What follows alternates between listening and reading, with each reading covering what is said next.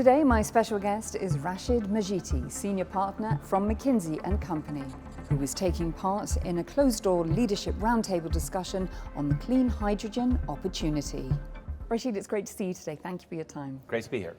Your roundtable discussion was focused on hydrogen. Much hype about it, much excitement. For those unfamiliar as to why, tell me more. I think we're all realizing that for us to meet our global pledge and commitment to net zero, the world will need more than renewable electrons. We will need, for the harder to abate sectors like transportation and heavy industry, molecules that can do the heavier work.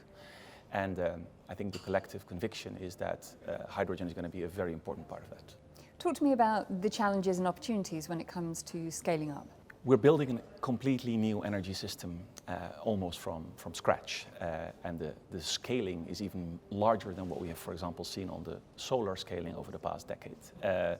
So we're talking about building up both the supply side and the supply chains required to be able to produce hydrogen, but also building up the connections points, whether it's pipelines or ships that take the hydrogen to the places where it's needed, which tend to be also sometimes further away. And then in those places, making sure that there are industries able to receive the hydrogen for different use. Was there anything that surprised you about the atmosphere in the room or even the atmosphere at ADIPEC this year? What was very energizing this year at ADIPEC, and in particular also in the roundtable, was the collective conviction and commitment to find ways to deal with the risks and grab the opportunities. It is a large challenge ahead of us on hydrogen, but it's clear to many that although it's easy to wait for each other to have the supply move first or the demand come first, that there will be a collective action by many, many different players and policymakers and regulators to move us forward. Lastly, how would you sum up your experience on the ground in Abu Dhabi?